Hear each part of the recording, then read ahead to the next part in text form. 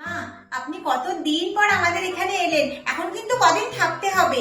আমরা এখানে অনেক জায়গায় ঘুরতে যাবো। এখানে খুব সুন্দর সুন্দর জায়গা আছে জানেন।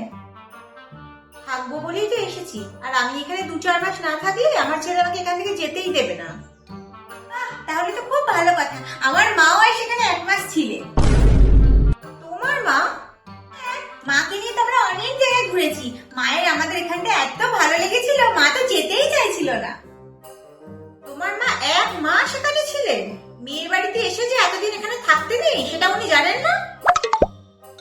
কেন মা, আপনি যদি এখানে এসে থাকতে পারেন তাহলে আমার মা কেন থাকতে পারবে না? আর তাছাড়া আপনি আর আমার মা দুজনকার নাম শুনলে তো রেগে যান কেন? রেগে যাবো না কেন? তোমার মা যা ঝগড়ুটে। আপনিও কি চুপ করে থাকেন? আপনিও মায়ের সাথে সমান তালে ঝগড়া করেন, দুজনে মিলে ঝগড়া করেন। আপনাদের নিয়ে যে কি করবো কি জানি বাবা। সকাল বেলায় তোমার মায়ের কথা শুনলাম, আজকে আমার সারা দিনটাই পুরো খারাপ যাবে।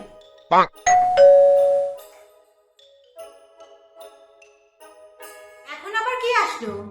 দাঁড়ান মা, আমি দেখছি।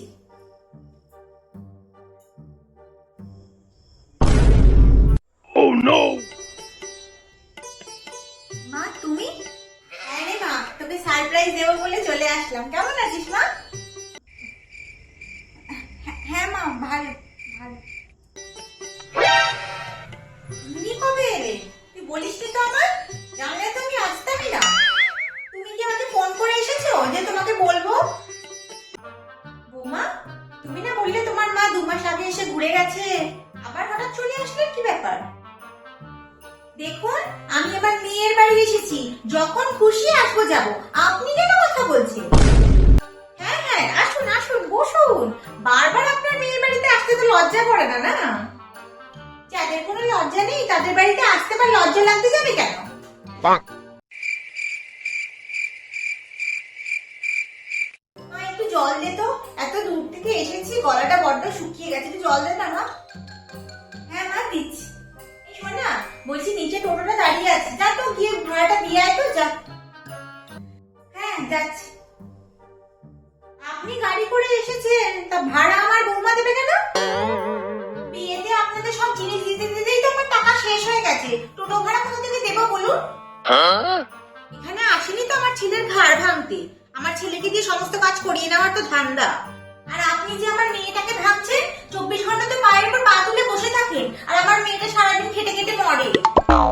সব বাড়ির বউকে তাই করতে হয়, আমিও তাই করেছি, আমার বৌমাও তাই করছে। আর আমি আমার ছেলেকে পড়াশোনা শিখিয়ে, লেখাপড়া শিখিয়ে নিজের পায়ে দাঁড় করিয়েছি কিসের জন্য? তা শাশুড়ির পিছনে খরচা করার জন্য?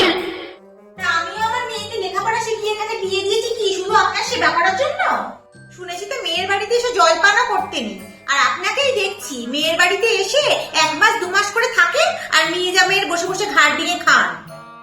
না খাওয়ার কি আছে? আমার মেয়ে শরীর খারাপ হলে আমার মেয়েকে তো বাপের বাড়িতে পাঠিয়ে দেন। আমার মেয়েকে আমি ওখানে সেবা যত্ন করে ওকে সারিয়ে তুলি। তা আমার শরীর খারাপ হলে কে দেখবে? আমার তো মেয়েই আছে, আমার মেয়েই তো আমাকে দেখবে। আপনি তো ঠ্যাংয়ের উপর ঠ্যাং তুলে বসে থাকেন আর বউয়ের সেবা করেন। Oh no!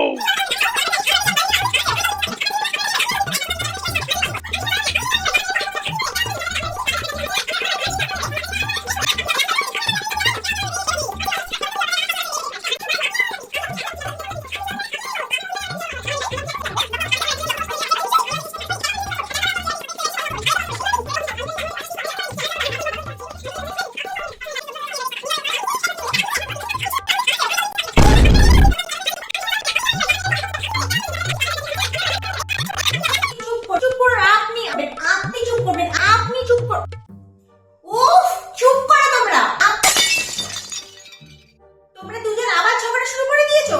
শোনো, দুজনেই থাকবে, শান্তিতে থাকবে, চুপচাপ থাকবে, কেউ ঝগড়া করবে না। মানা, আমাকে একটু গরম গরম লুচি আর সাদা আলু তরকারি খাওয়াবি রে? না বৌমা, লুচি করবে না, লুচি করলে অনেক তেল খরচা হবে। তুমি পরোটা করো, আর ফ্রিজে তরকারি আছে, ওই তরকারিটা বার করে সবাইকে দিয়ে দাও। না, আমি লুচি খাবো। না, লুচি হবে না, পরোটাই হবে। চুপ করো দুজনে, আমি দুজনকে 2 রকমের খাবার বানিয়ে দিচ্ছি, ঠিক আছে?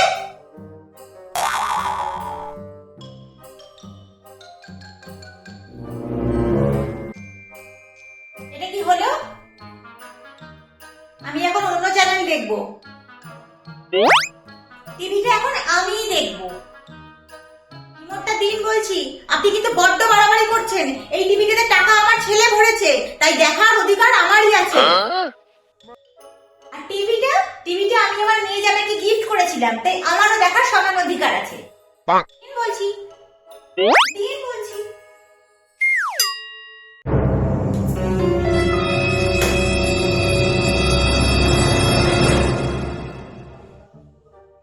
কাউকে টিভি দেখতে হবে না, দুজনে চুপ করে বসে থাকো।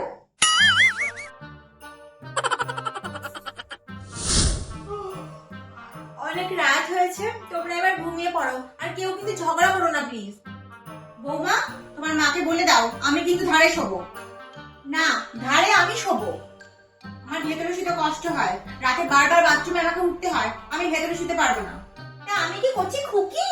আমাকে রাতে বাথরুমে যেতে হয় না? আমার পায়ে ব্যথা হয় না?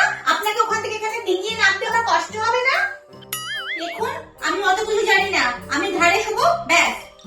উফ মা, আজকে রাতে একটু অ্যাডজাস্ট করে নাও না, কালকে আমি ঠিক ব্যবস্থা করে দেবো তোমার। তুইও আমার কষ্টটা বুঝলি না? ঠিক আছে, বলছিস যখন আজকে রাতটা কোনো রকমে কষ্ট করে কাটিয়ে দিচ্ছি। ঠিক আছে, ঘুমিয়ে পড়ো। Good night. কবে তুমি আসবে বলো তো? আমি এনাদের দুজনকে নিয়ে আর পারছি না, সারা দিন ঝগড়া করে যাচ্ছে, সারা দিন। আমার তখন মনে হচ্ছে কবে এনার এখান থেকে বেরোবে, আমি শান্তিতে বাঁচবো। এরা চলে গেলেই ভালো, আর ভালো লাগছে না এদের দিকে নিয়ে। উফ। বৌমা। হ্যাঁ মা। বৌমা, আমি আজই বাড়ি চলে যাব, তুমি টিকিট কাটো। চলে যাবেন? কি? না মানে বলছিলাম এক্ষুনি চলে যাবেন?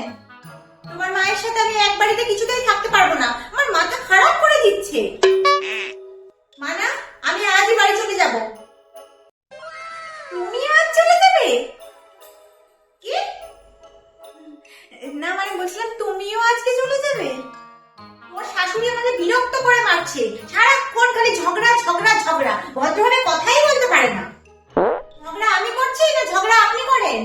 আমার ঝগড়া করার অভ্যাস না, সারাক্ষণ টেরা টেরা কথা বললে বোবার মুখে গুলি ফুটবে। इन दोनों के लफड़े में मेरे को क्यों फंसा के रखा है? उठा ले रे बाबा, उठा ले। হ্যাঁ জান না, কে থাকতে বলেছে আপনাকে এখানে? এটা আমি আমার মেয়ের ঘরে আছি, তাতে আপনার কি শুনি? হ্যাঁ, তাহলে আপনার থাকা খাওয়ার খরচাটা দিন না, আমার ছেলের বসে বসে ঘাড় ভাঙছেন কেন? কেন? আমার মেয়েকে দিয়েছি তাতে হয়নি? আর জামাই কি আমার ছেলে নয় নাকি?